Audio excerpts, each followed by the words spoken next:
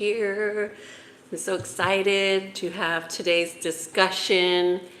Oh, and I have a question, so I'm going to start with the poll. And okay.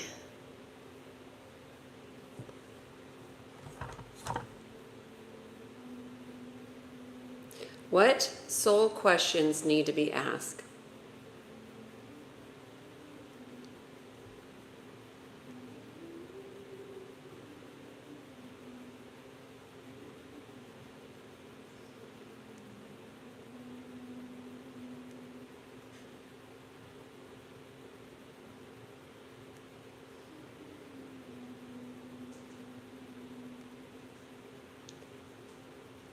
Oh,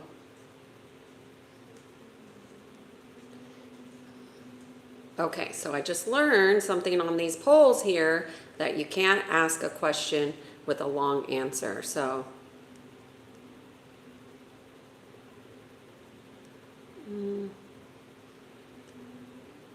okay, here's my poll for today. Hey, Darkness, good to see you here. Hello, hello, my new friend. Today, first let me say, my name is Kiana Sage, and I am excited about this topic. A lot of people ask me if I am a therapist or a doctor or a consultant. I don't use any of those titles for me because number one, I'm not, and number two, they don't apply to what I do. I help people align physically, mentally, emotionally, and spiritually, and I essentially guide them.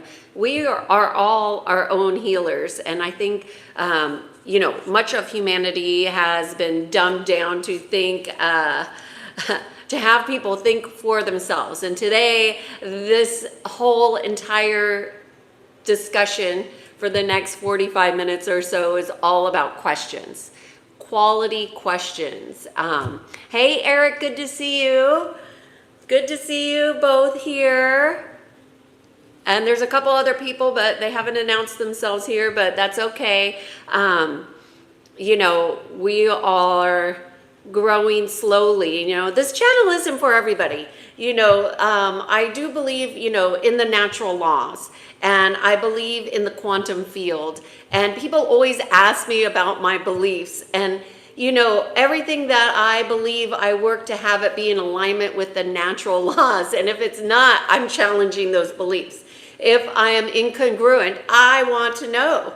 I'm not perfect. I'm here doing the same work that you all are. I guide people, but I'm not a perfect guide. If I say something wrong, I do my best to correct it with all of the people. Hi, Silence. It's been a while. Good to see you here. I am good. I can't wait to have today's discussion with you all. I was inspired about this topic about soul awareness during my dinner last night. So first of all, we can get inspiration from anywhere, but I love questions. Anybody who knows me knows I love to ask questions. So today's discussion is going to be filled with questions. Hi, hello, it's good here.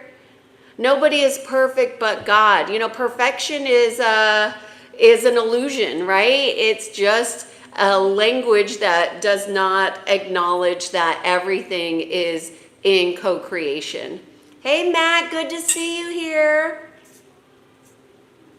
Hey, Jer and Jody.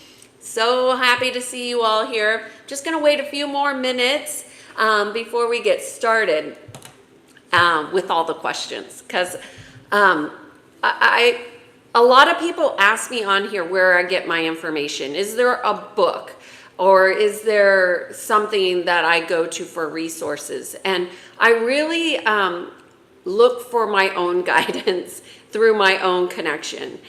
So that doesn't mean I don't use outside resources by any means. I'm just I often, when I'm reading material, I'm looking for the frequency of the material.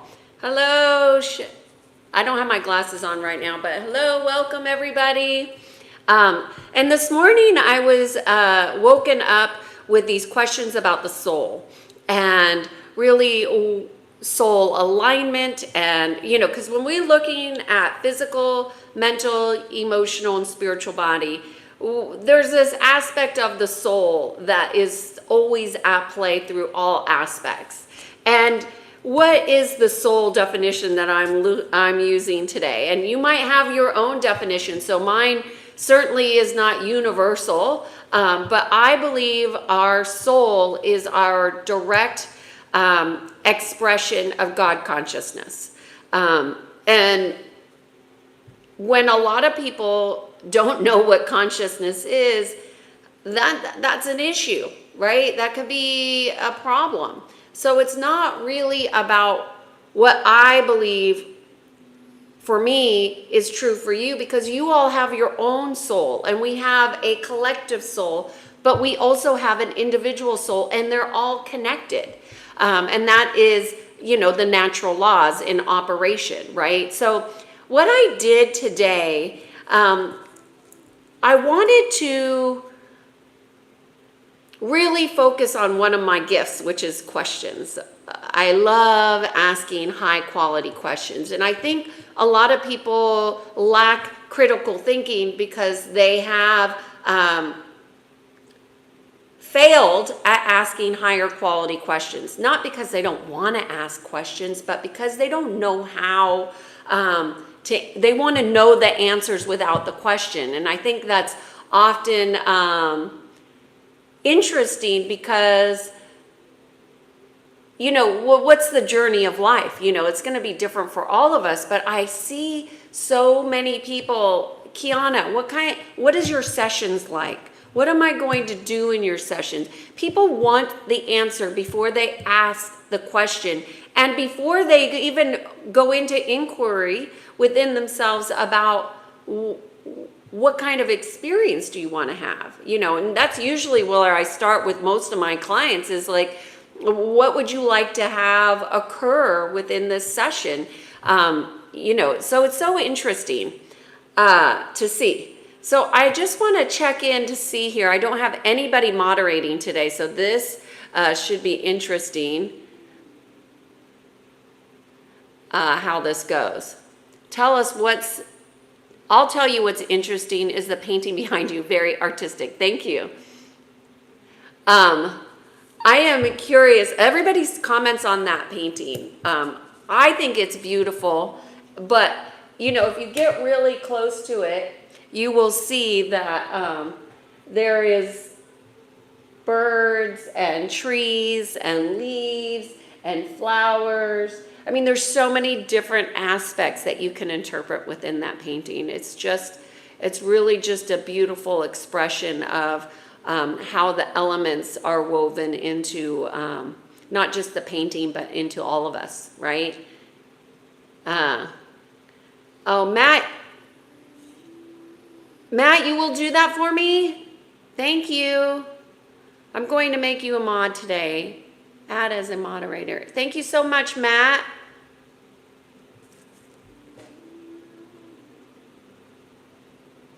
Thank you so much. Okay, I just added you. Thank you. Okay, so I'm going to get started today because we're talking about soul awareness. And what I thought would be most helpful is a series of exciting, deep, and thought-provoking questions that really, I thank you so much, Matt.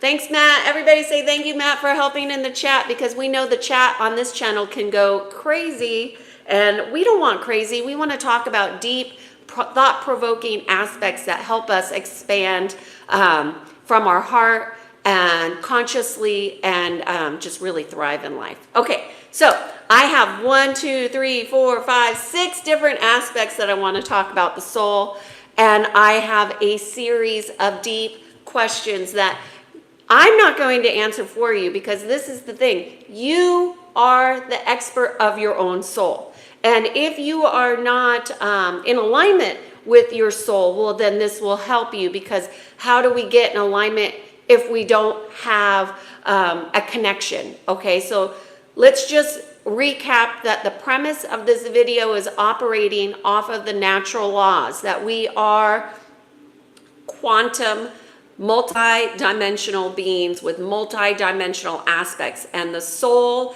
is a direct expression of God consciousness. That's my definition. Now you could go and find your own definition, and in fact I encourage you all to come up with your own definition or words that you would ascribe to your soul. And what is it? What do you define it as? How do you connect with your soul? And that will help you with answering some of these questions. Okay, so first I want to talk about soul alignment. When we're talking about soul alignment, we're going to look at physical, mental, emotional, and spiritual. Thank you so much. Matt is asking for everybody to be respectful in the chat as questions come through. Thank you so much, Matt. Beautiful.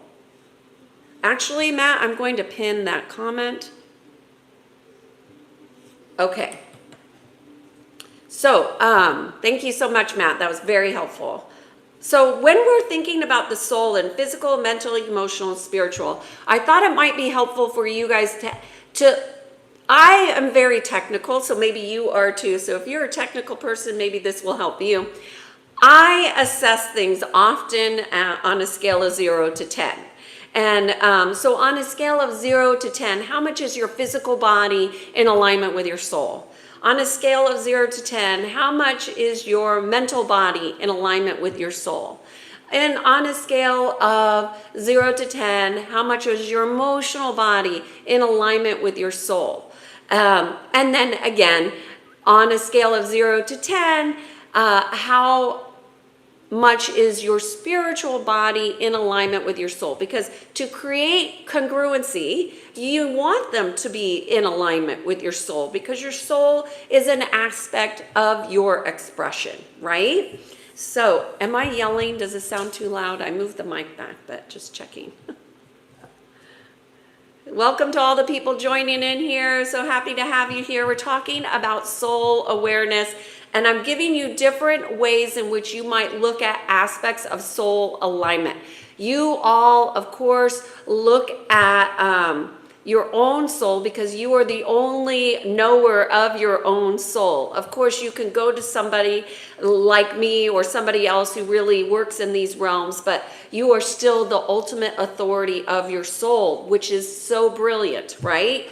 So we start to ask deep questions that help us align to the soul. So when we look and we see, like, if you're not in alignment, so let's just say 10 is 100% alignment to our soul, right? Physical, mental, emotional. So then you would be in complete alignment to your soul. Okay, check that box. But if you are not in alignment, then you have some work to do.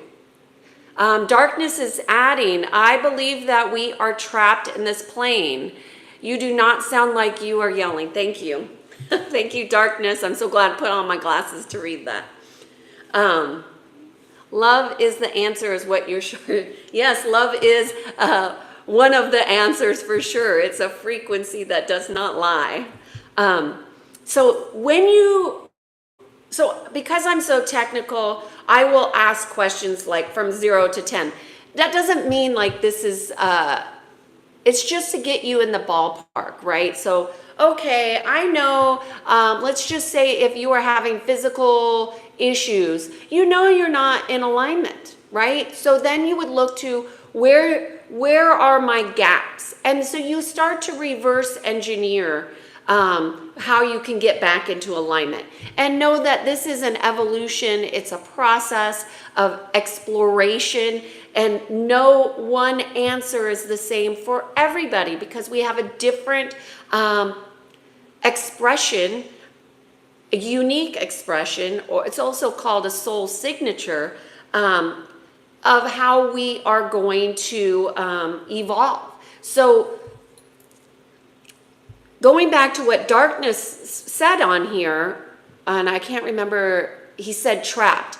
Darkness used the word trapped. He believes that we are trapped. And I would suggest that your belief systems will also drive how you answer some of these questions to the soul.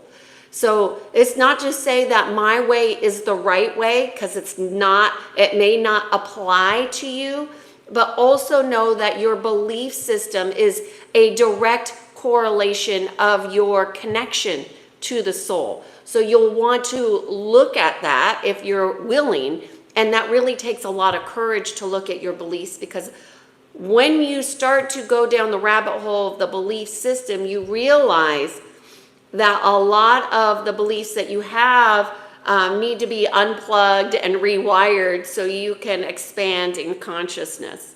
Okay, so I'll just say that. So when we're looking at soul alignment, ultimately we want soul alignment with physical, mental, emotional, and spiritual bodies, right? So those are the bodies which are all operating and through the expression of this physical body, but they all want to work in unison. And when they are working in unison, that means core to core to core to core, they're united. Unification, that is unity, right? So you want to run unity consciousness through all your bodies, right? Freely. But sometimes when we're off track, it'll be shifted. So we need to shift it back. And the only one who can shift your soul back into alignment is you, through your willingness to ask some deep, profound questions. So I wanted to start off with quality questions, because I believe that quality questions will help people be guided through closed systems, even closed belief systems, even closed cellular systems, even body systems in our body can be realigned through high quality questions, right? But so that's why I wanted this video to be all about higher quality questions. So that's what I have to say about soul alignment, just on one aspect. The other aspect I wanted to give on is about soul strength. And soul strength is really about our willingness to live and thrive. Our willingness to live and thrive. So when we think about, and I can't even tell you how many videos I've done about going out of your comfort zone and how important that is. And there's tons of data around going out of your comfort zone and how important it is to you. But it's vital to your soul strength. And when we look at our immune system and we look at spiritual immunity, it's going to, and the weaknesses in our immune system are going to all correlate with our weakness in our spiritual immunity, right? So soul strength is going to be connected to your will to live and thrive. Now, how we live and thrive in a, as Darkness said, a trapped perspective is going to vary from person to person, but we want to look at where are we with our willingness to live fully, to thrive fully. So one of the things that I think death offers to us is an opportunity to live more fully, right? If we're really going to honor those who we love deeply, we're going to honor them through our living fully. That's one of my ways in which I honor people who I love deeply, is to use the lessons from that relationship to thrive. And I come on here and I do these videos and hope to share some different perspectives that you all enjoy and want to engage with as well. So the soul strength is directly correlated with your willingness to live and thrive, and that means going outside of your comfort zone.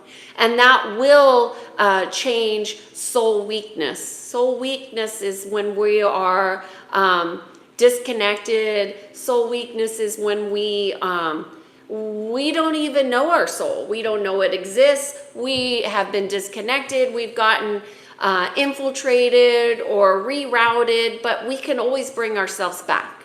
We can always bring ourselves back.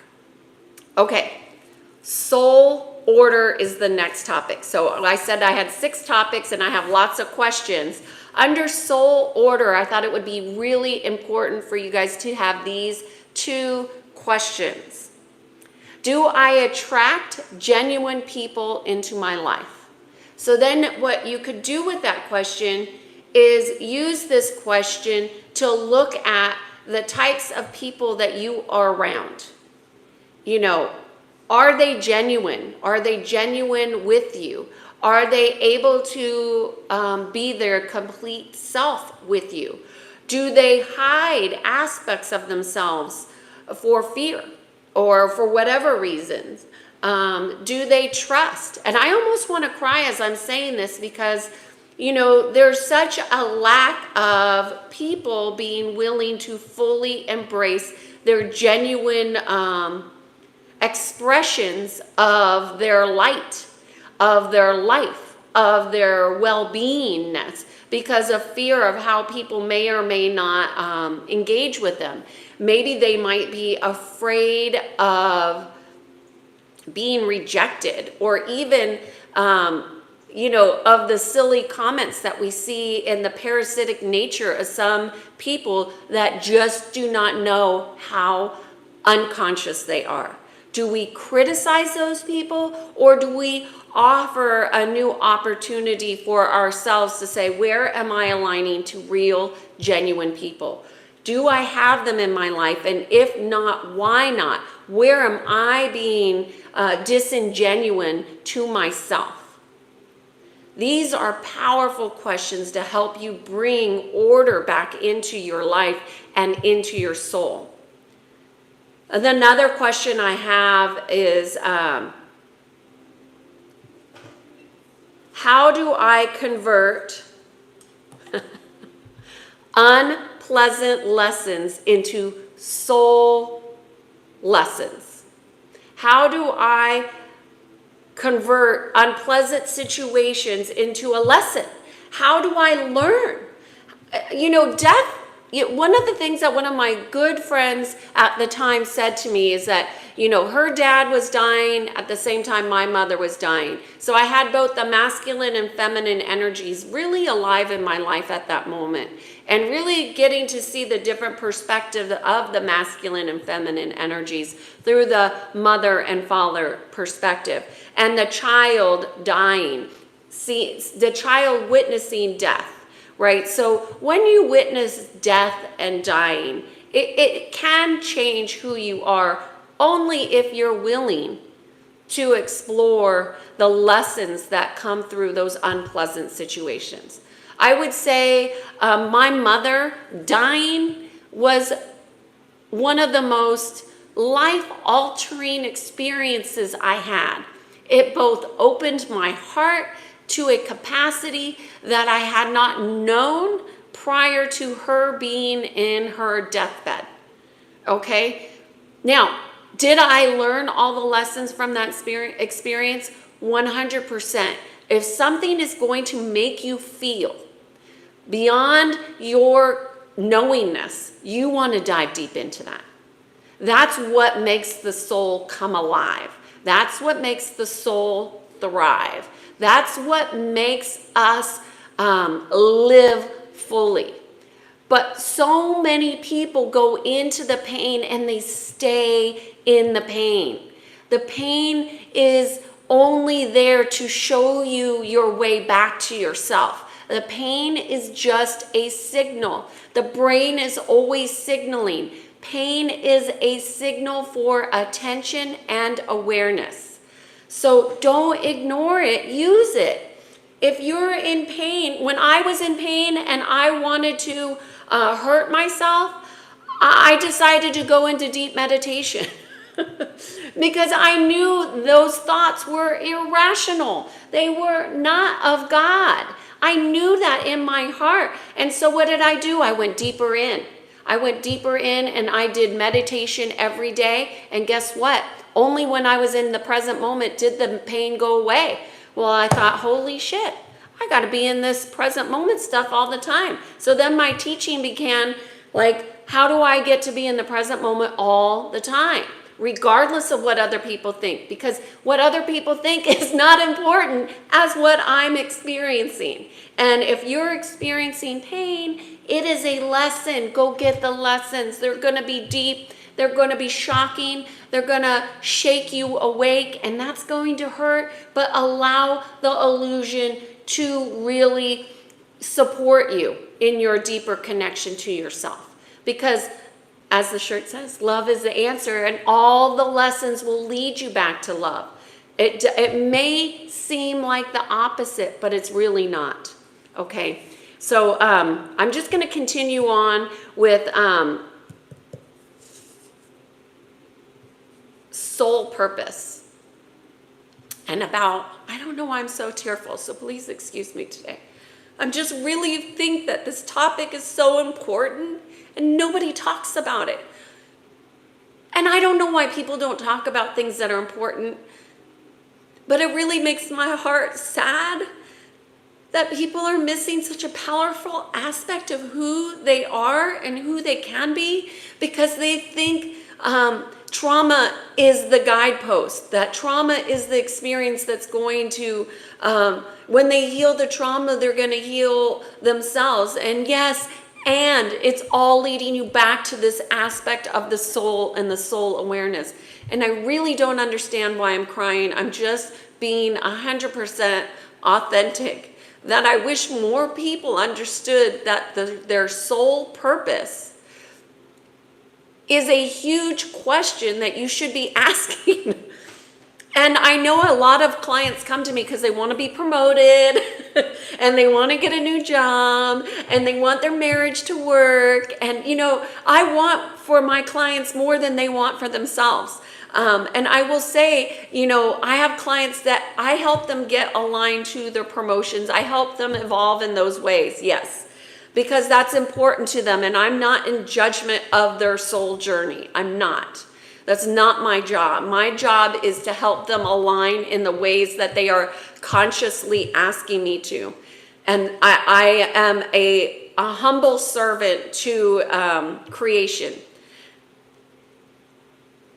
But getting the job and being the executive, and I'm talking about somebody that I saw come from a worker bee that got to the management job, that got to the next management job, and they've now worked up into the executive level. And I'm honored and proud to be a part of that journey. But it also hurts my heart to know that they're in this position completely in disconnection of their soul purpose, and how much more powerful my executives would be if they would be willing to connect to their soul purpose. So here are my questions for you for that. Excuse my rant. Do I develop myself in the areas that I need to? That's a question to ask in alignment with your soul purpose. Do you know your gaps? Do you know your weaknesses? Do you have a knowingness, or do you trust somebody to help guide you back into your soul purpose? Because you might be in the right job, but are you doing the job? Are you expressing yourself in that job in alignment with your soul? That's the question, right? And thank you so much for, I'm so sorry I got so emotional. I just think this is so, again, I get emotional when I'm talking about how important our soul is to our journey here. So asking these questions, do I develop myself in the areas that I need to develop myself? Am I doing that? What are those questions? I even asked myself that question, and I came up with answers that I was like, oh, I had not considered that.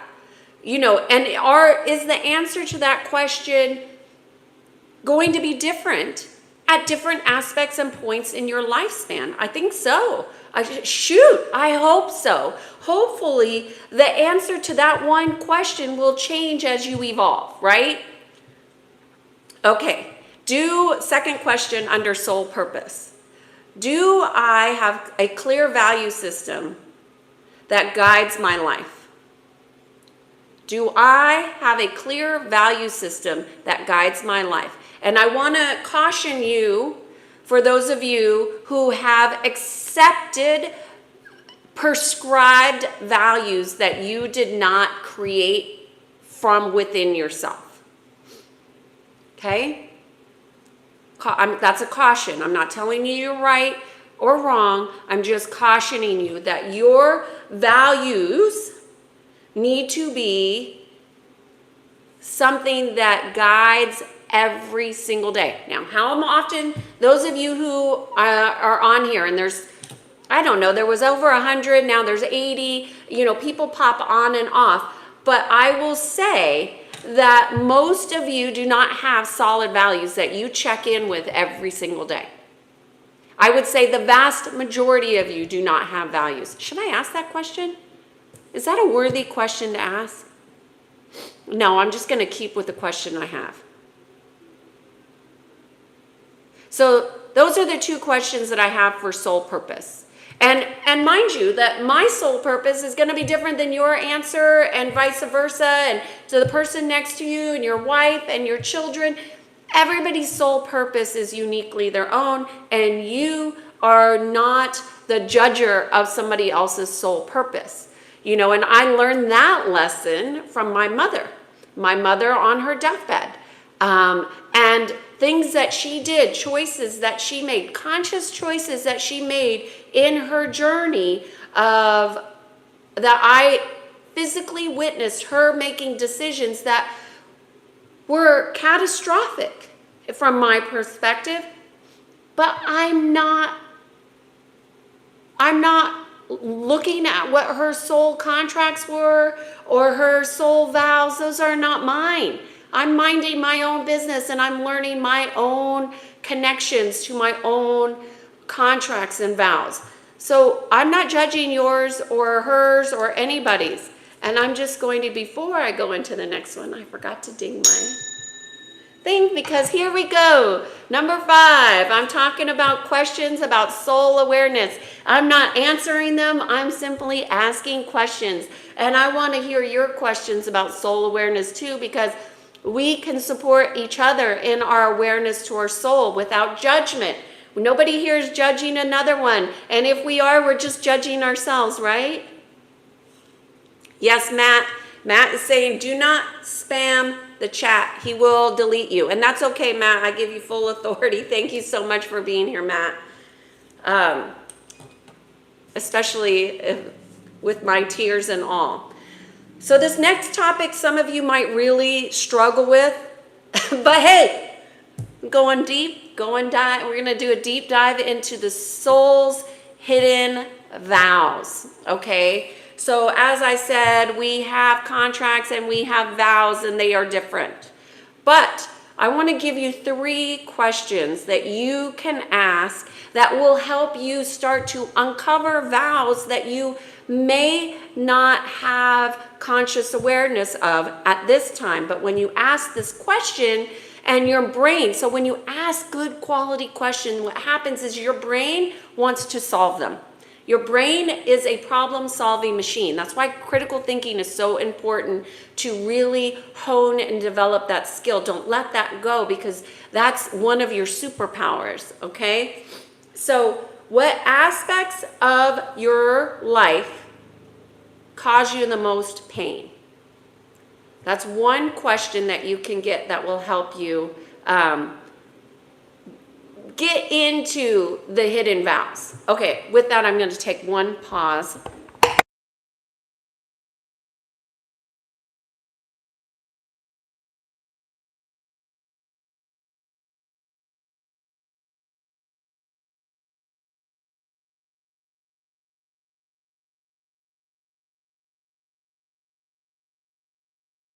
Okay, I'm so sorry. When I was crying, my nose was running. One of the things that happens in our biology when we have tears and we're really authentic, things happen to our body. So we're talking about soul hidden vows, and I was offering you the question, what aspects of your life or my life cause me the most pain? And so then you would just do like a life scan. a scan of your life, and you can go into your career, you can go into your physical body, you can go into your beliefs or your educational system, you can go into your finances, and then you can kind of start to look at, well, what is causing the pain? And then you could get a deep dive on that, okay? Like, your answer is going to be very different than mine. So I am just offering you,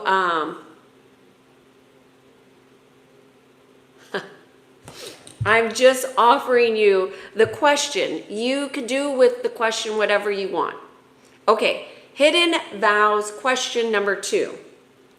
What crisis do I experience repeatedly that needs to be changed? And this goes right back into the law of cycles, which is the law that we're talking about this week, which is, the ebb and flow of our life, the cycles that repeat, the lessons that we learn. So everything that I'm talking about soul awareness is really connected directly into that natural law of cycles. So I don't want to forget that. So that was a good way to bring it in. So what crises do I experience repeatedly that needs to be changed? So I would say in the past, I'm just going to use my life as an example because you might have something different, but one of the things that I noticed is, I've talked about this, narcissists, having narcissists, a lot of narcissists in my life at one time. I mean, I really got my behind handed to me with the lessons that I needed to learn about narcissism, which I'm just going to let you know that narcissism is just an imbalance of the ego mind, and it's nothing more serious than that. You don't need it's a diagnosis that doctors use, but it doesn't define who you are if you evolve out of that. And that can be done, just takes a lot of work, and most narcissists are so disconnected they don't do that. But I'm connected, so I was connected enough to know that these people are teaching me a real life lesson here, and I am not going to miss it. And once you get all those lessons, I tell you, I don't have a narcissist in my life. I don't. They don't come near me. They do not come near me unless they come for a session, and they are not coming for being a narcissist, but they get rebalanced immediately, because you cannot be in truth and be in your ego at the same time, period. And when you come to a session with me, that's what I'm delivering, okay? So that's a good question to look at. The third question I wrote down is, what critical thinking needs to be applied to my own personal evolution? What critical thinking needs to be applied to my own personal evolution? Excellent question. Okay? So I think we have, how many votes do we have? When we get over to 100 votes, I'll pull the poll. Okay. Should I take a timeout before we get into it? I'm just going to go through it. I'm just going to finish the rest of this. So the next topic, so we talked about soul alignment, soul strength, soul order, soul purpose, soul hidden vows. And I have provided 1, 2, 3, 4, 5, 6, 7, more than that, 3, 5, 7 questions that you could use to dive deeper within yourself and to really go into inquiry and start to answer these deep questions for yourself. Now, this next one is soul entanglement, okay? And this one's hard for a lot of people who are very linear thinkers, because entanglement is complicated and it doesn't flow how you think. So you have to be really willing to just go with it, okay? So trust yourself. Don't trust me, trust yourself, okay? The first question, what are the truths, what are the half-truths that you are telling yourself? Soul entanglement. What are the half-truths that you are telling yourself?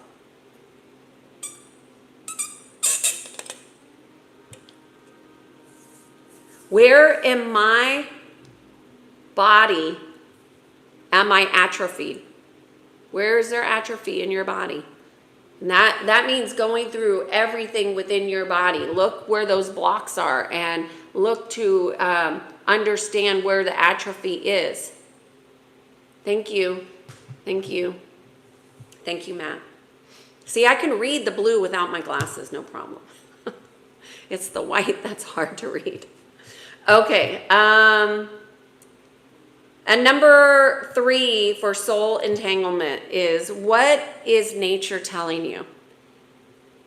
So why do we go into nature and we look for and have an experience? Most people that go into nature have some kind of profound experience, but I would like you to take that deeper.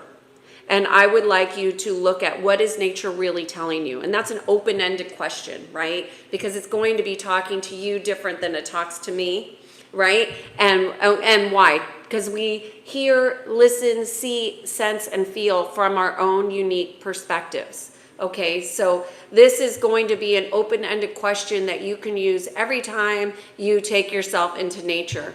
And by the way, I just want to tell a short story of a therapist that I had come across an article, who was a trauma therapist who ended up getting what they are now terming second degree trauma, meaning that he heard so many horrific stories of trauma and abuse and manipulation, and goes on, that this man, this therapist, actually absorbed it.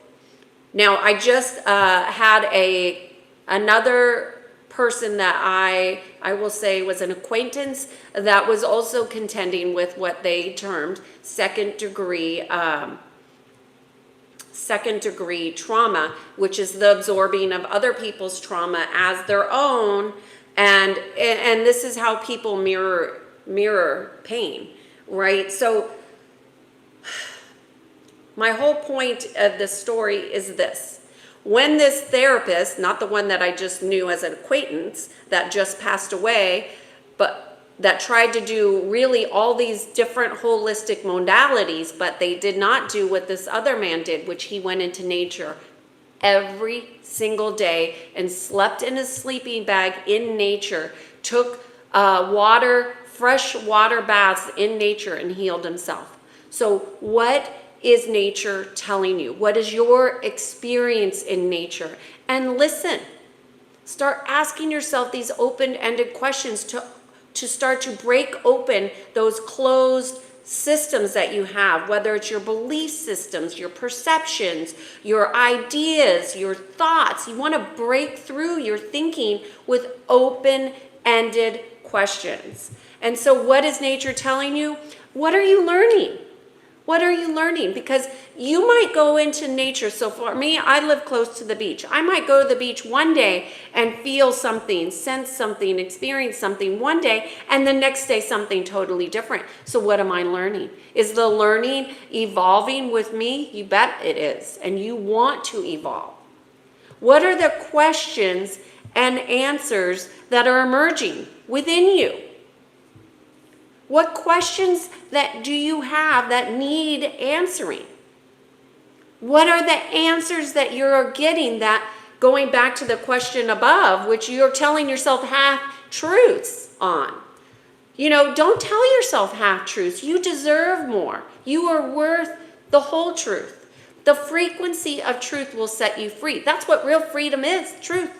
The frequency of truth. It's not what people are telling you. It's like your frequency connection to truth. Okay. The third question under the third question is, what occurs when you are present in nature? When you are purely present in nature, what did you notice happens with you? And these are rhetorical questions, right? So I can answer them for me, but my answer is not necessarily your answer. And not better, not worse, it's just an opportunity to grow. It's just an opportunity to expand. And if you want to expand in consciousness, you have to start exploring things that cause discomfort. Why? Because when you bring light into darkness, the darkness shifts and change. And by the way, darkness also has light in it. It just is different frequencies. Okay? So that is my list of questions. Oh my goodness. And there's a lot of questions that I proposed to you all, but I am curious. I'm going to get in the chat now. What is it that you all are saying in here? I wonder. Eric, so amazing to see you as always. Jer, Jody. So Matt, thank you for being here and moderating. I'm not even going to answer the question that you guys keep on asking. Man, hey, we are just getting started. So good you are here, man. I can't wait to see what you have to say. And if you have a good question, a good quality question that we could be asking to help open our soul, put it in the chat. Let's put it in caps so we can read it. Okay? Man, I bet you have some good questions.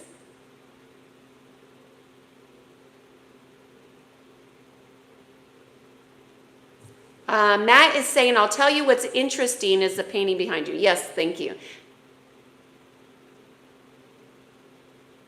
Okay, so I'm just going to go through the question. The artist to the painting is in Thailand.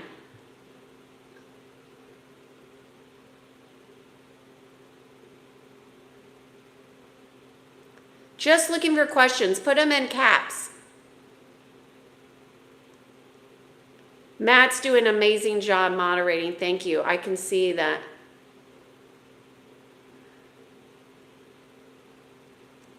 Okay, how is that alignment? How should we know our physical body is connected to our... Well, I gave the scale for those analytical people like me who likes to kind of... Whether you do muscle testing or use a pendulum or whether that helps you to take the question deeper. You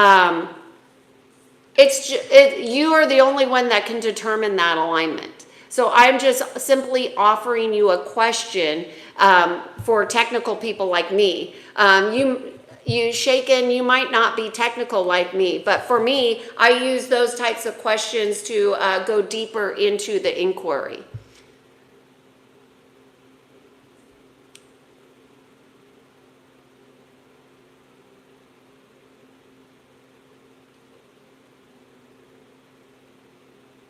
Okay, Kevin, in my opinion,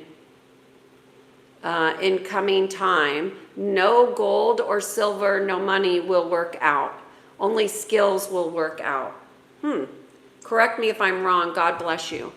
I do believe that there is a splitting in how things will unfold, but I do believe, our experience with COVID and what happened globally was just the beginning. And I do think that there is more chaos and trauma that will unfold, which is even more of a reason why we should connect to the natural laws, because we do not need to be caught up in the fear-mongering. We just need to have a deeper connection to higher access of consciousness, God consciousness, unity consciousness, source energy, creator.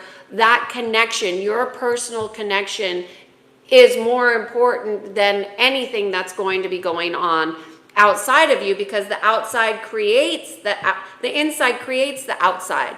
And there is going to be a splitting of aspects of people that are able to be in dimensions at the same time. I do think so.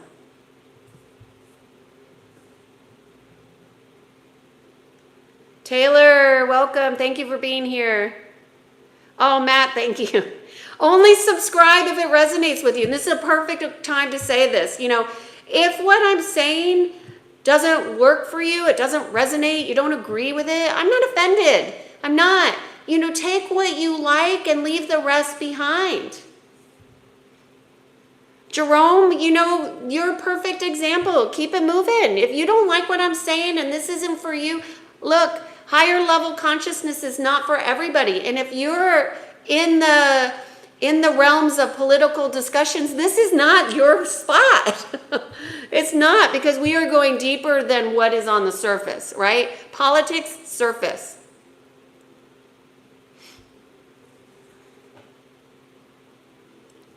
Taylor is saying, does that matter in death though? I don't know what you mean, Taylor. Do our souls matter in our death? 100%. That's why there's a war on consciousness.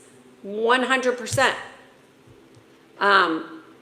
Your soul is a direct connection to source energy creator. And if there's so many people walking around that don't even know that they have a soul.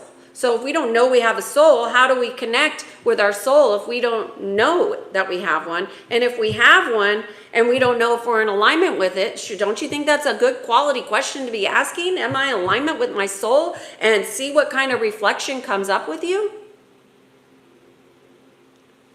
Vishal is saying, what you thinking about religion? I think a lot of people believe in religion. I'm not one of them. I don't align with that. I believe in the natural laws of God. I believe in consciousness. I believe in God consciousness. And I believe that that's more important than a dictation of rules for me. I just don't resonate with traditional religion. Hi, Danny. Welcome. Take what works for you. If it doesn't, you're certainly able to keep moving. But if you like what I'm talking about, you're welcome to stay. Taylor is saying our soul is massive energy. Yes.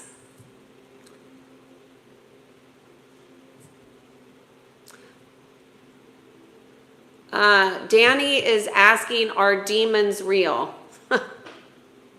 Well, there are misguided energies. So I would say yes. I think there are energies that are out there that have been misguided and misaligned away from God. Fun channel.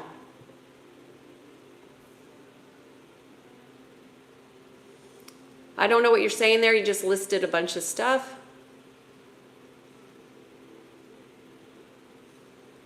My question is, being gay a crime?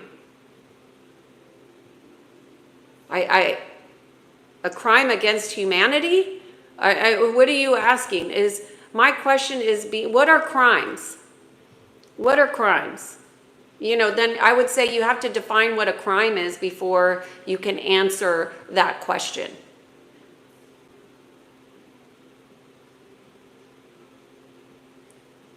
Eric saying, Kayana, I respect what you're doing. Great. Thank you. Yeah, Jose is saying, don't trust anybody. And I would say, don't worry about trusting anybody. Trust yourself in relationship to other people. Trust yourself in relationship to other people. That will tell you what is happening energetically.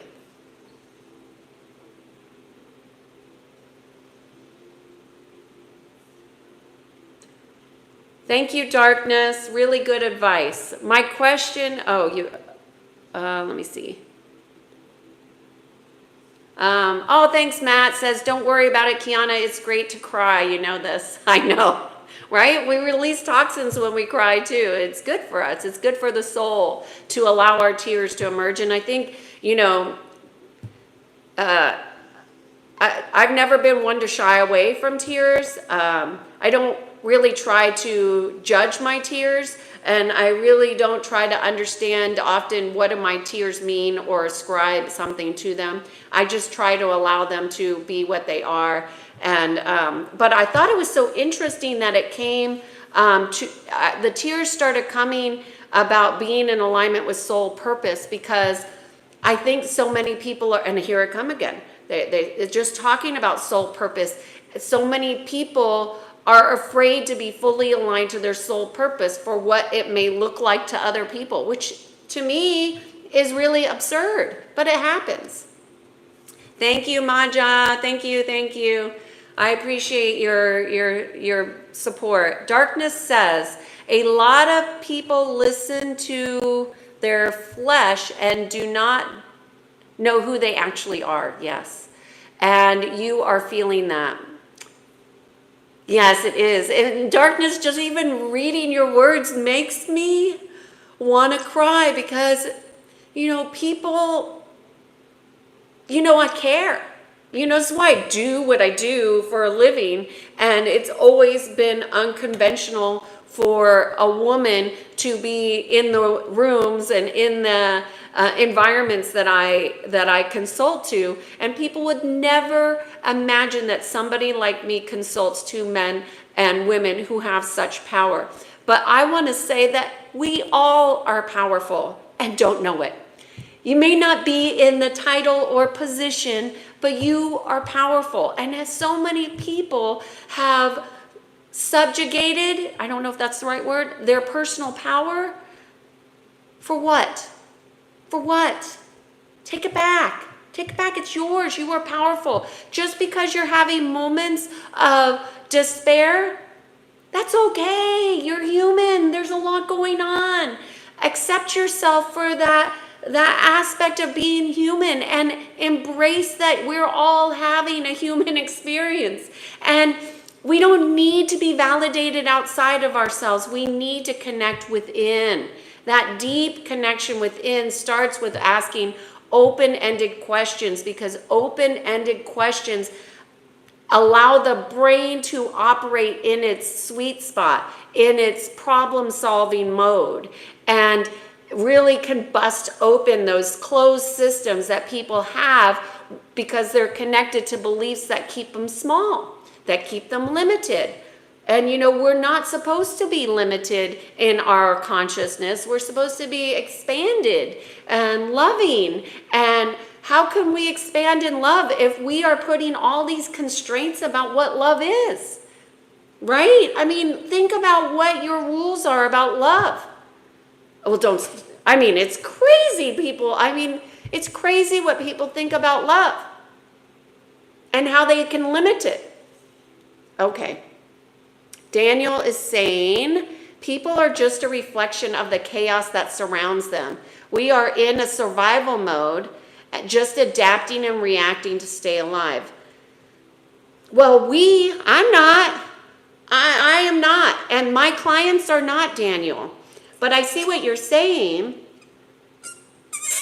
You're saying the masses.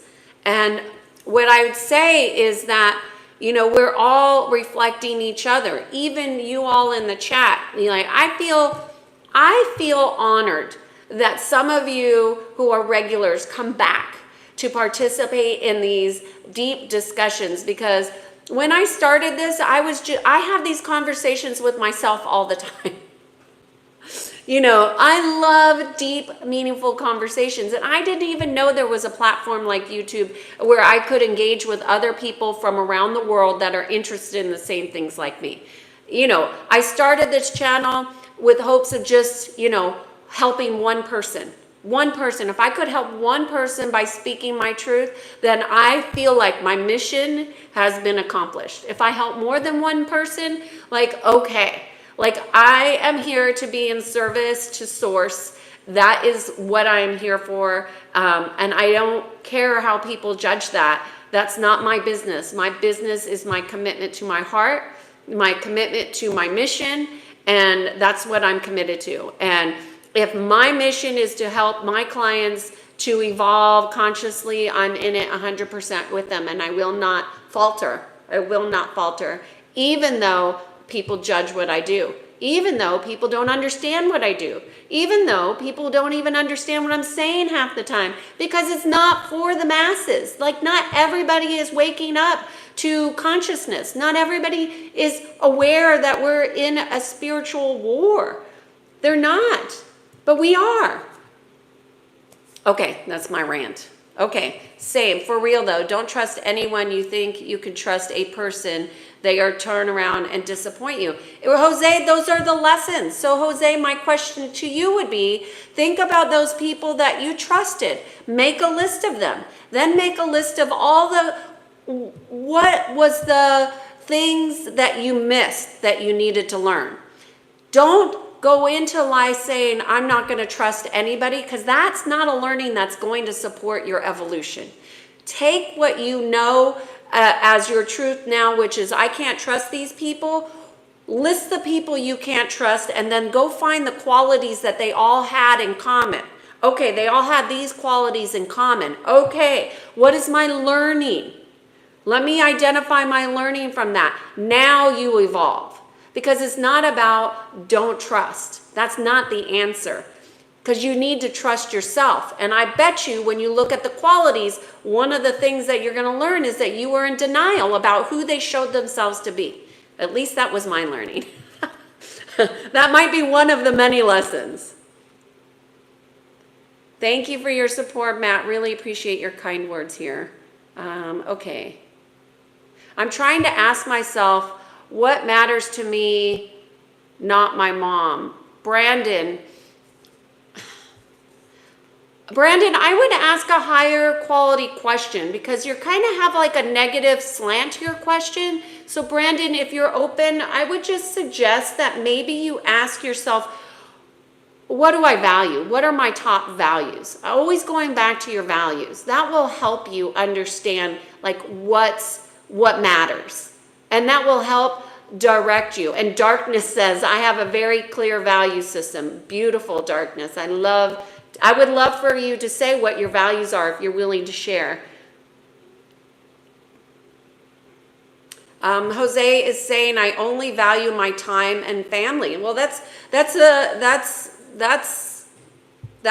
very narrow. No judgment, just seems very narrow. And it changes your exposure. Hi, Peter. Good to see you here. Everybody is an influencer. Jose says, I can read people before they speak. I think that's my main problem. You probably have a gift, Jose. You have a gift. If you can read energy of people and you can see beyond their spoken words, that is a gift in my book. And it's not a comfortable read, because then you understand incongruence at a level that most people do not understand themselves. But that's still a gift. I think my main problem is I always turn out to be right in the end, and it sucks. Jose, we are very similar here, Jose, in a lot of ways. But what I would say, Jose, is this. You want to accept people for how they are, not how you want them to be. Because I have a thought that you think people should be different than they are. And that's a judgment, that's a value assessment, that's incorrect. You want to accept people for how they are, imperfections and all, right? Because we're all imperfect and we're all on our soul journey. So when we understand that we're on that soul journey, then you can accept them like, oh, they must have some lessons to learn that they're not aware of. Okay, well, all of us have lessons to learn. So again, let me just repeat that, because I think it's worthy of repeating. Accept people for who they are, not how you want them to be. And that goes for your mother, your father, your brother, your sister. If your mother is a lying, conniving, manipulative person, see that and make different choices. You can't accept it and stay in relationship unless you're in agreement with that behavior. And let me tell you, that behavior is not going to be limited to that one person, because the one place you make the exception, it sends a ripple throughout your energy field. And it's unfortunately true. Okay. Would you rather grow muscle or gain eager? That's an interesting question for you all to ask.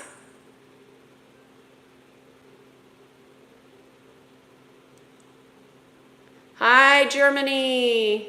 What topic are we talking about? Today we're talking about soul awareness, and I have provided, oh my gosh, what is that? 4, 5, 6, 7, 8, 9, 10, 11, 12, 13, 14, 15, 16, 17. maybe close to 20 different questions that you can be asking yourself to explore your own soul. This isn't science. You're right. And it's not philosophy either. It's your own evolution. You want to put that into a topic called science and philosophy? I wouldn't. This is what it is. If you want to pigeonhole who and what I am, that's totally up to you, Gabriel. But I would say you are correct. It's not science or philosophy. It is.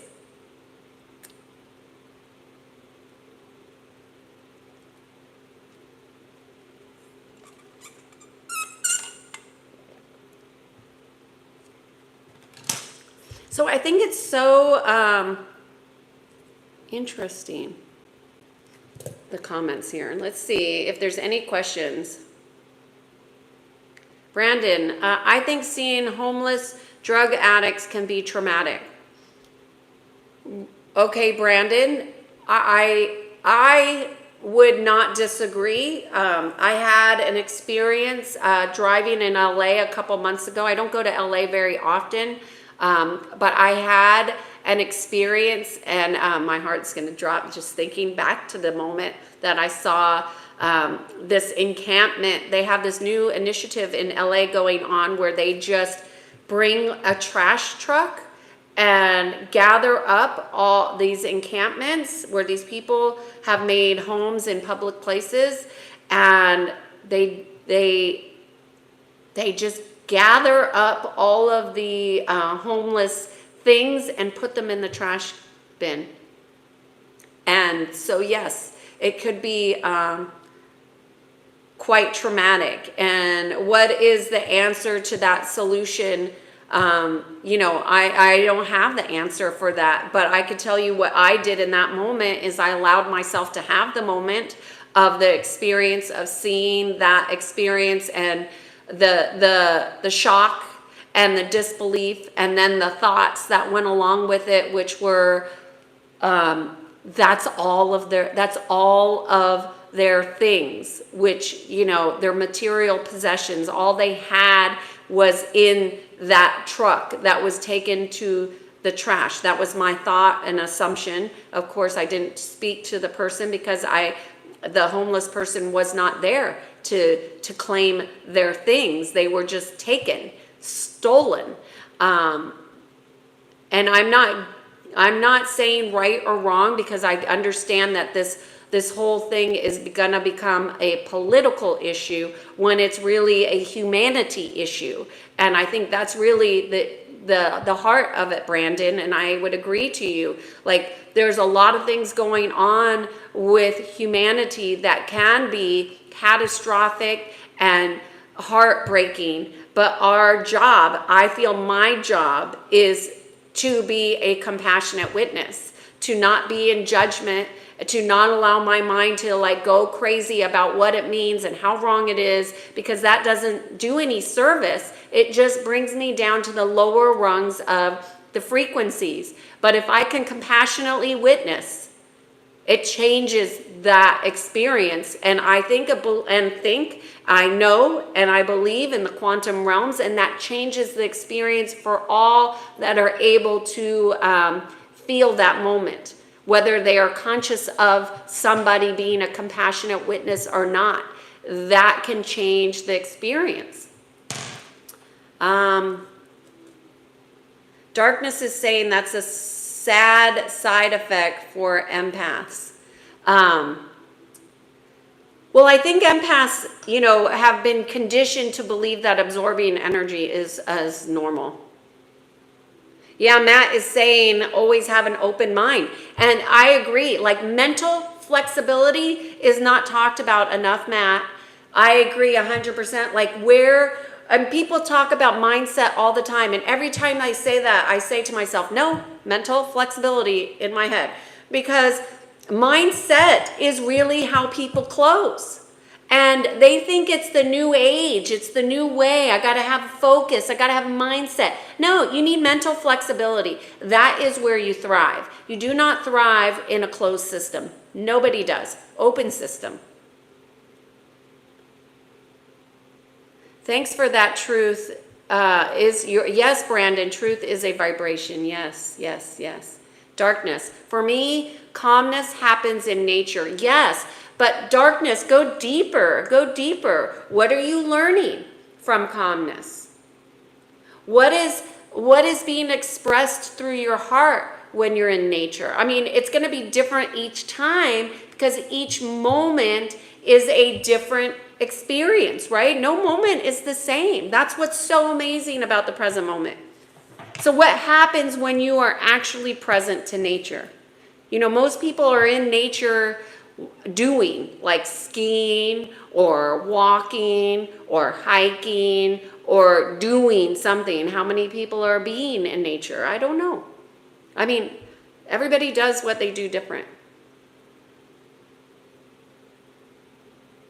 My question is, what should I question about? I don't even know how to. You should question your soul's order, your soul purpose. You should know, where do you need to grow? Where are you? What areas have you yet to develop? And Michael Brown is speaking that what most people are saying is that there's no such thing as the soul, and those are not humans, is what I would say. So if you don't have a soul, that would be a problem, right? What happened to it? Where'd it go? How do you know you don't have a soul? Did you ask about it? How do you know you don't have a soul? That's the question. How do you know that? Where's your knowingness taking, Michael? Where is your knowingness of not having a soul? Or is that your thinking mind? Because these questions are about going beyond what your thinking mind is saying.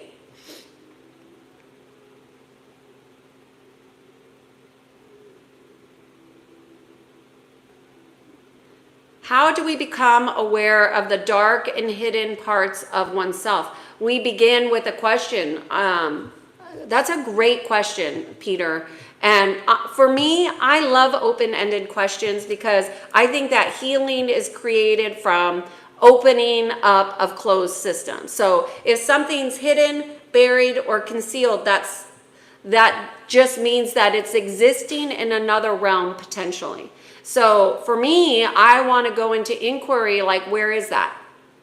Where is that aspect? And I use my sensing as to go into inquiry. That's how I do it. Now, I know a lot of people do things differently and have different skills. For example, I have one colleague that's a beautiful seer of energy. Like, I don't see like this person sees, and I wish I did, but that's not my thing. But I sense and I feel and I express, and that's how I find the hidden parts.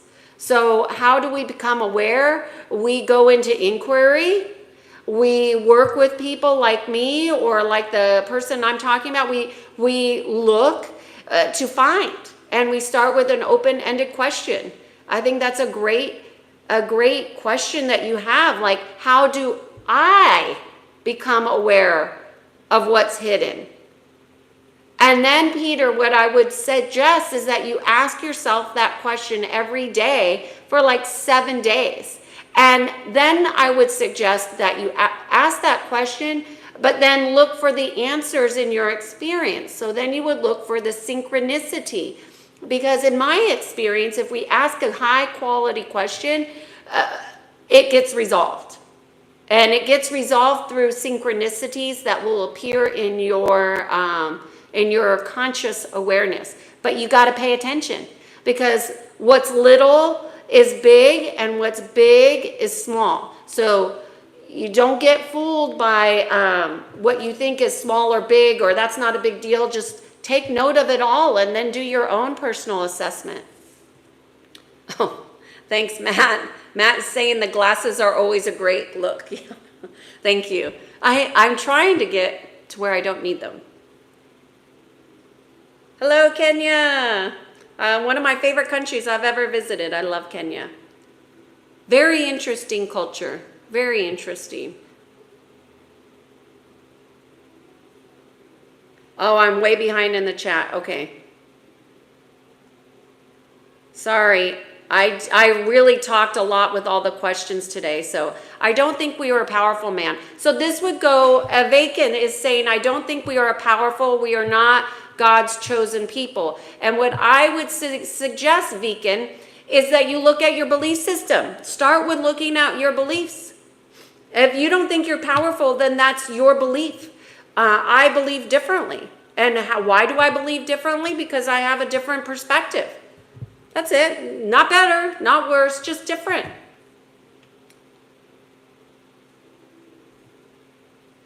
Oh, thanks, Matt. Matt is saying, love being here with you, Kiana. Thank you so much. Great videos and a beautiful soul. I'm so glad you made yourself known here, Matt. I appreciate you helping out in the chat today with Peter. I understand exactly what you're talking about. Good. Love is conditional, Peter is saying.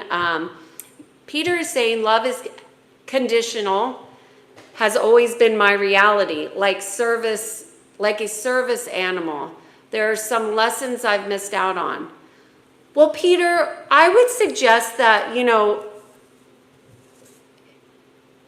you've only missed out on lessons if you are asleep. And you weren't, and that just simply means you weren't ready. And that there's no judgment on our readiness. And I will tell you from my own experience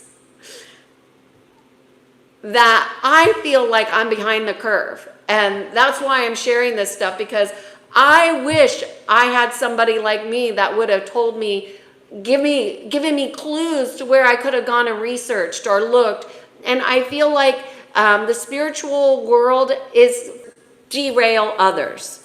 But what I will say is that you haven't missed out on anything, because we can go back in our memory, at least in this lifetime, for as much as we're willing, and still get the lessons. So you can change your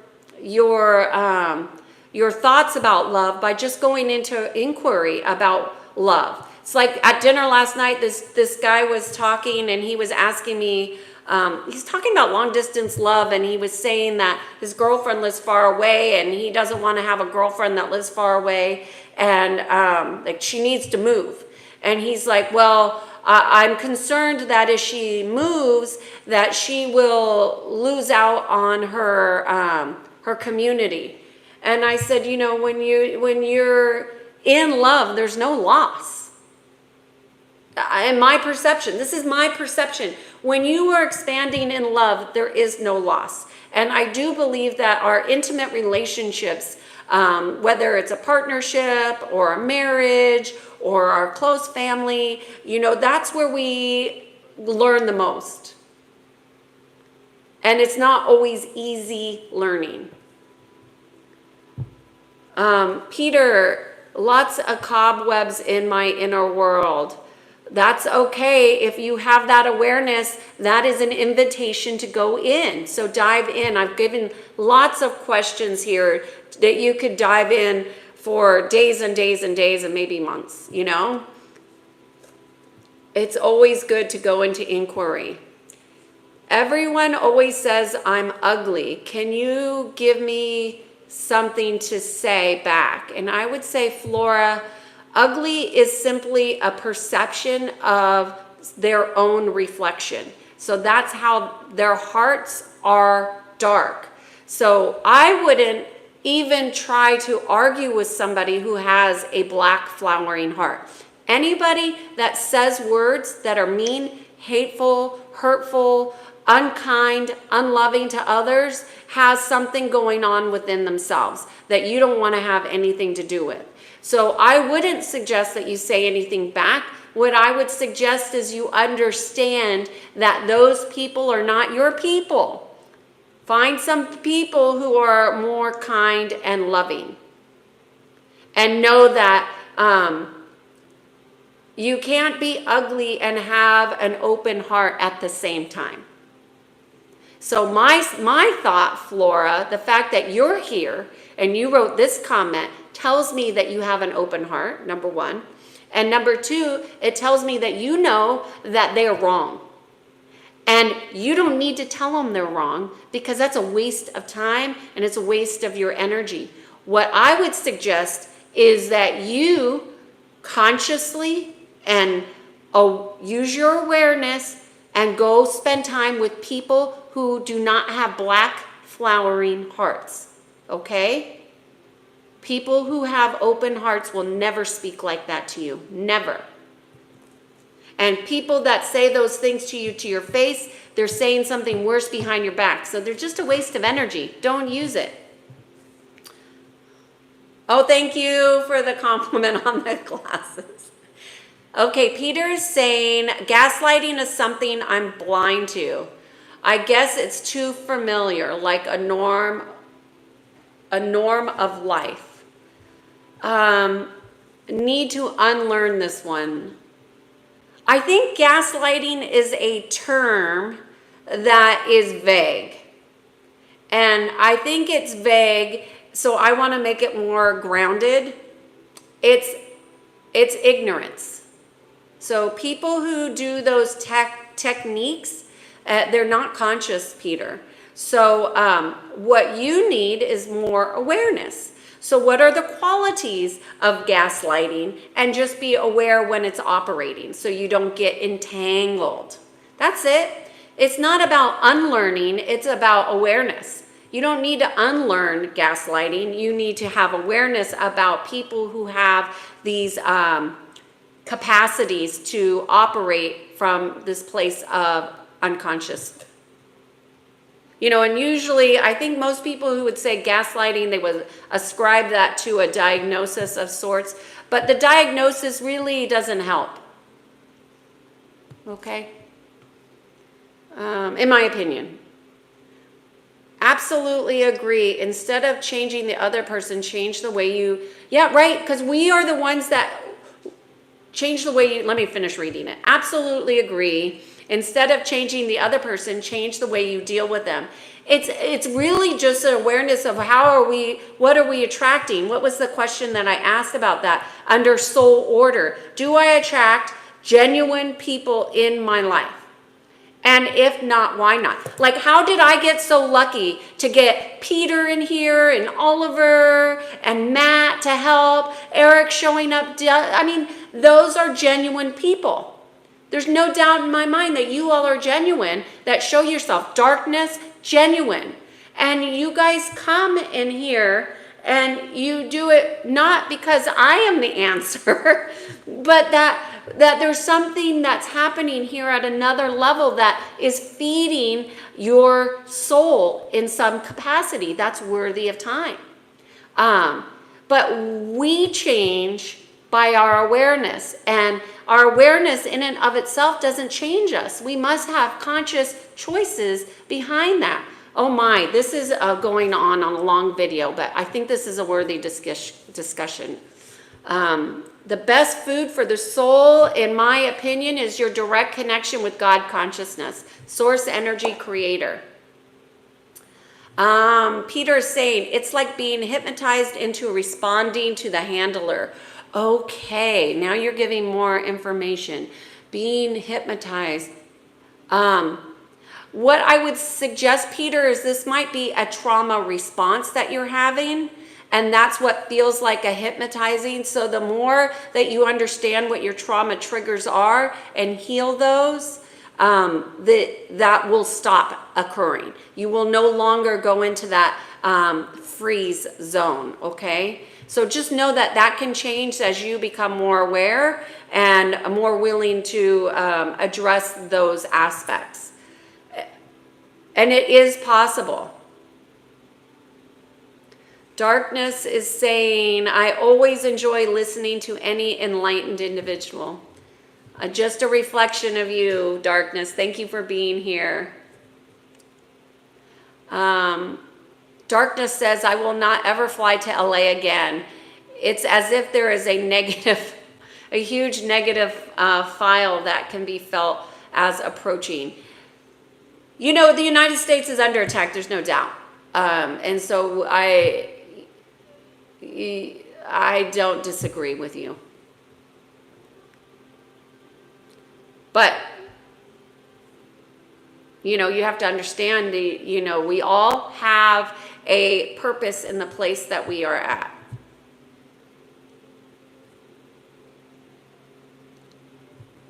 Peter is saying sometimes we shouldn't trust ourselves, especially if we can't distinguish between conditioning and stuff from authorization of self. Sometimes, let me see if I can read this again.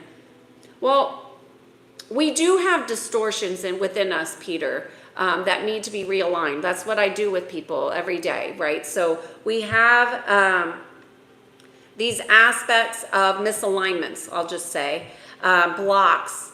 Atrophy is the word I used when I was talking about the question, where is my body atrophied? Because our organs, our cells, our blood, it all is informing our body. And if we have blocks, then we want to address them. So what you're saying here is that you want to distinguish between conditioning and from authorization, and we will all have a different perspective about conditioning depending on like our access to consciousness, right? Are different, and those are levels. And what are the levels? The levels are different qualities. And just because you go up dimensionally in higher levels of consciousness does not mean that there's not elements of distortion. So it's very complicated, Peter, but trust is really an alignment within yourself, that if you can't get to a place where you trust yourself, well, then I would definitely suggest that that is something worthy of significant effort and energy of time, is learning, where are the areas that you need to heal so you can trust yourself. And I think a lot of people that have had SA or some massive abuse or trauma in their life will cause them to cut off trust with themselves, like in some way, and that disconnects us from creation, and that's unfortunate.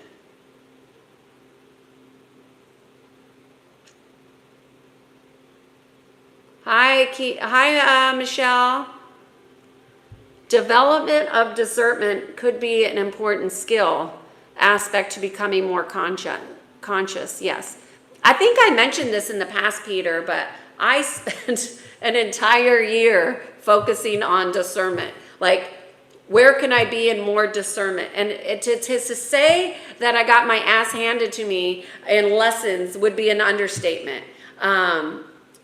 Discernment is huge in our evolution. And I did this probably maybe close to 15, 20 years ago, this aspect. And there was nothing written on the internet about discernment that I could find back then, but I'm sure there is now.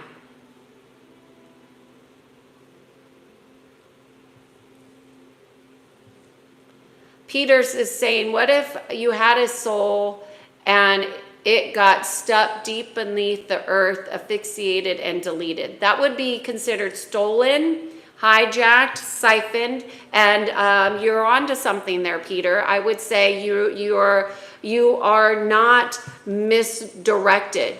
And what I would say is call it back. That's what I would say as the rightful owner. And there's a command to return to rightful owner, that you are the rightful owner. And that those deleted aspects that you're suggesting can be reignited with consciousness.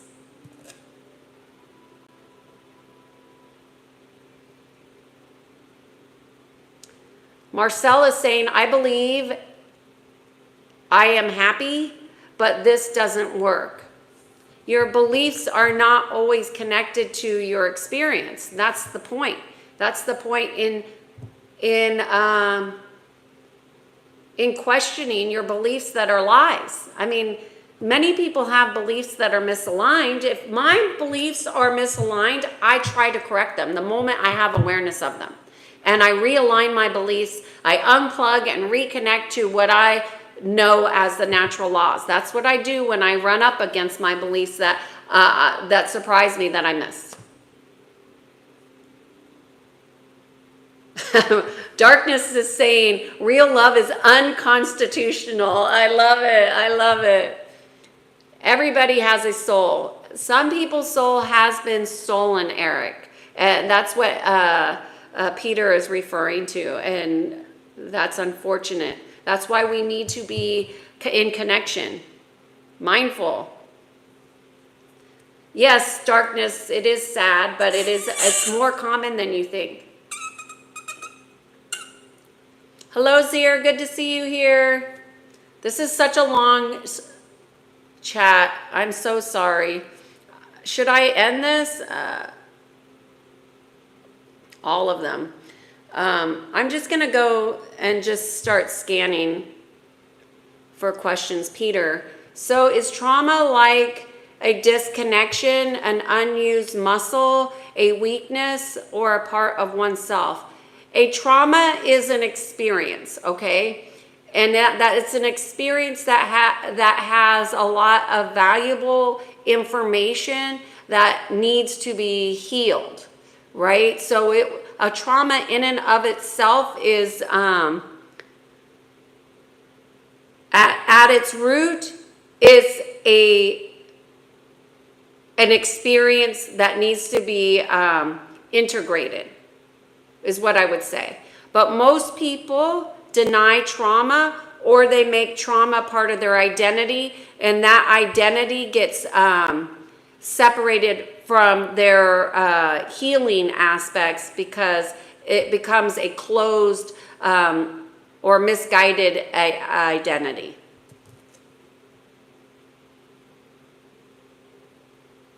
Billy is saying, I mean, we're all people no matter what our political beliefs are. We should not discriminate against people who are supporters of anything. I mean, Billy, what's the point?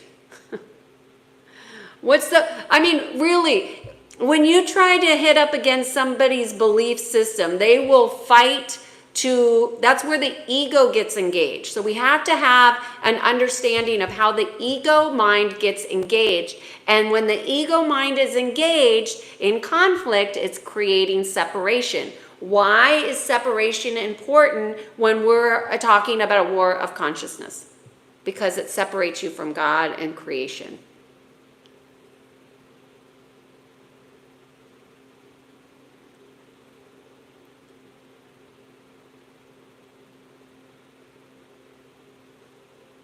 Hi, Muscle Therapy, San Diego. Good to see you here. Okay, this chat has gone on a long time. I'm so sorry that I thought it was worthy. If any topic's worthy of a long chat, it's this one. I am sure there are other questions that could be answered. I just want to recap by saying thank you for honoring this discussion. Thank you for being present to this topic and being willing to dive deep into your own inquiry. Oh, Peter, you're saying something. What about complex trauma? Not much about the trauma, but the repetition of conflict. But this is the thing, Peter, is that when people have unhealed trauma, it creates a frequency and a vibration, okay? It's like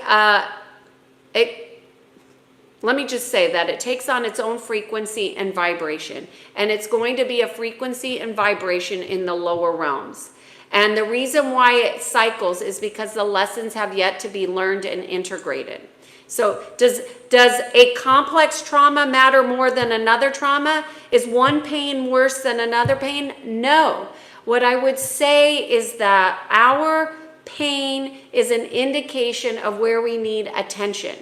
And when I say attention, I mean healing attention, not making that trauma and that story and that narrative your identity, because that's not who you are. That is what you experience. You are not your experience. You are your connection to creation.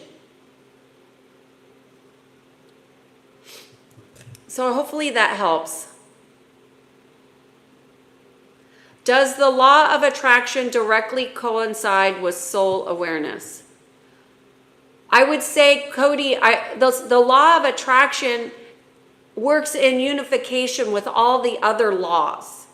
So they don't work in isolation. So you want to know the other laws as well. And soul awareness is really going to be different for every single one of us, because we all have a different evolution. We all have a different purpose based on our perceptions, based on our access to consciousness, based on our action, our deep relationship that we've created within ourselves with creation, with source energy, with God. Okay? So that is where your soul awareness will evolve, not in direct correlation with one law, but in connection to all of the laws.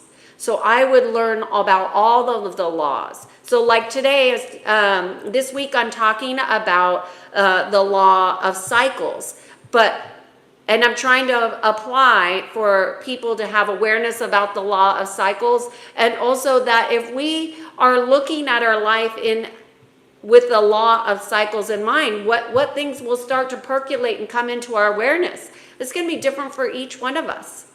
And I just want people to have more conscious awareness that these laws are existing, whether you know it or not. So we might as well get hip to what's out there energetically, because it's directing your entire life, whether you know it or not. So that's the only point of these videos. Okay. My name is Kiana Sage, and I guide people to peace. I come on. Oh, Peter's got another question. How do you split the two? Separate the experience from who I am and who someone is. No, Peter, you don't split. You learn the lessons, because the lessons is bringing the integration.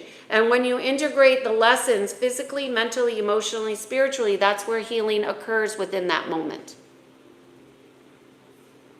Cam is saying, do you believe that numbers have deeper meanings? I believe that everything is working off of what's called sacred geometry. And I do believe that sacred geometry is operating in every aspect of every way of our being. Okay, so I come on here every day between 12 and 3 p.m. Pacific Standard Time. Every day I'm talking about a different topic as it applies to the natural laws, and I try to bring to the awareness a new law every week. This week I'm talking about the natural laws and the law of cycles. And so put your notifications on, because I do come on different times depending on what's happening with my day and depending on my sessions. And I appreciate Peter being here, Matt being here, and for all of you being here in the chat that really enjoy these types of discussions. Thank you so much. You all have a great day. Thank you so much. With a full heart and soul, I appreciate you all so much. Have a great day. Bye.